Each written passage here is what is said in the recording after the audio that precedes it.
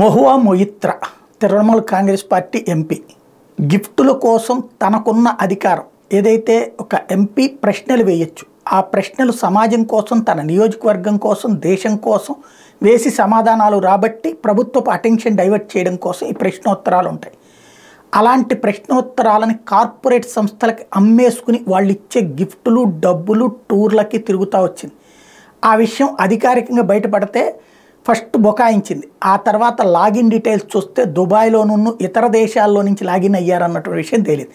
ఆవిడ ఇండియాలో ఉండగానే ఈ వ్యవహారం మీదన ఆవిడ సస్పెన్షను తర్వాత ఇప్పుడు సిబిఐ విచారణ చేస్తోంది. అయితే ఇప్పుడు ఆవిడికి మళ్ళీ తృణమూల్ కాంగ్రెస్ సీట్ ఇచ్చింది.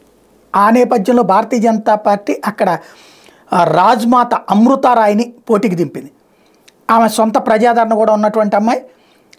ఇది దీంతో ఒక గట్టి పోటీ బెంగాల్లో నడవబోతోంది.